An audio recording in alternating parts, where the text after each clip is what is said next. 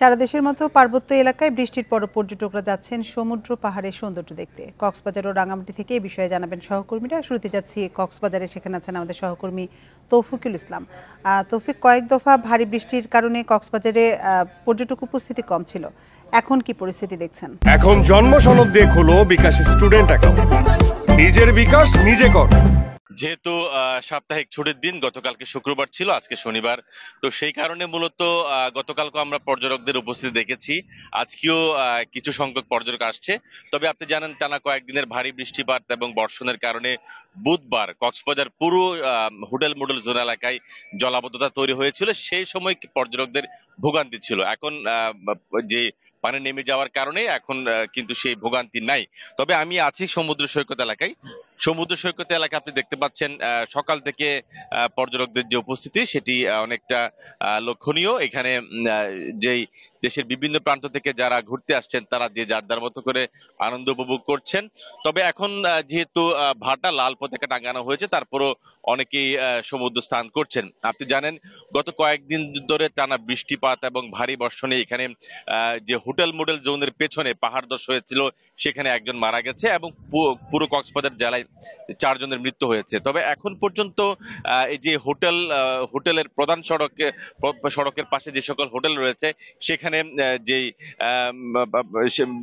নিচু এলাকায় যেটা আছে সেখানে পানি ঢুকেছিল এবং যে প্রধান সড়কের অর্থাৎ পেছনে যে সকল সড়ক আছে সেই সকল সড়কে এখনো পর্যন্ত কাদায় পরিপূর্ণ আছে। এখন আমি কথা বলেছি কক্সবাজার পৌরসভার মেয়রের সাথে, কথা বলেছি, তিনি আমাদেরকে জানিয়েছেন যে পৌরসভার পরিচ্ছন্ন কর্মী এবং হোটেলের যে ব্যবস্থাপনায় যে কাদা অপসারণের কাজগুলা করা হচ্ছে। তবে আপনি জানেন, বিশেষ বিশেষ দিবসে কিন্তু কক্সবাজারে লাখো পর্যটকের সমাগম হয়।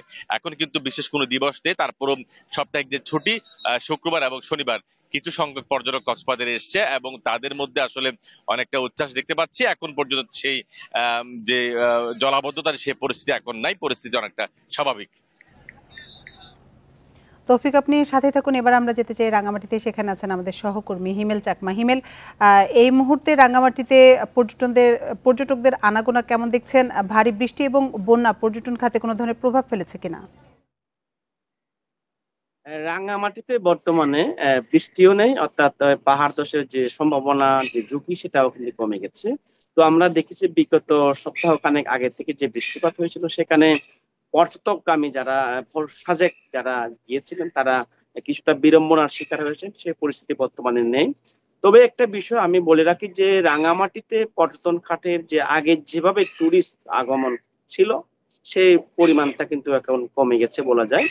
তো যেহেতু এখন বর্তমানে যারা পাহাড়ের প্রকৃতি প্রেমী, যারা পাহাড় ঘুরতে আছেন, তাদের কিন্তু এখন বেস্ট একটা সময়। কারণ এখন পাহাড়ের চারিদিকে যে সবুজ বৃক্ষ, সেগুলো সেজে গেছে, ঝর্ণার পানি নামতেছে এবং কাপ্তাই হ্রদের যে পানি যে টইটুম্বুর অবস্থা, সেটা আমরা বিদ্যমান দেখতেছি। তবে টুরিস্টের সংখ্যা কিন্তু কম। তো যার কারণটা আমি এই বিষয়টা নিয়ে, টুরিস্ট যারা ব্যবসা করেন তাদের সাথে আমি কথা বলেছিলাম কিছুক্ষণ আগে, রাঙামাটি পর্যটন ম্যানেজার, তার সাথেও কথা বলেছিলাম। তিনি বলছেন যে আগে যে পরিমাণ পর্যটক, উপচে পড়া পর্যটক ছিল, সেটা কিন্তু এখন পাহাড়ে নেই। কারণটা হচ্ছে যেহেতু পদ্মা সেতু হওয়ার পরে সেদিকে কিন্তু মানুষ চলে যাচ্ছে, তো কিন্তু রাঙামাটিতে টুরিস্টদের সংখ্যা কম। তবে বর্তমানে রাঙামাটির পরিবেশ, রাজনৈতিক পরিবেশ বলেন, প্রাকৃতিক পরিবেশ খুব চমৎকারই বলা যায়, পর্যটকদের অনুকূলে বলা যাবে। কারণ এই ধরনের পরিবেশ, এই যে সবুজ প্রকৃতি, পাহাড়ের ঝর্ণার যেগুলো, সবগুলো কিন্তু একেবারে চিরচেনা যে রূপ, সেটা কিন্তু এখন বিরাজ করছে বর্তমানে রাঙামাটিতে, কিন্তু টুরিস্ট সংখ্যা এখন কম। তো এই হচ্ছে আমার কাছে রাঙামাটির পর্যটনের অবস্থা। কক্সবাজার এবং রাঙামাটি থেকে জানাচ্ছিলেন আমাদের সহকর্মীরা।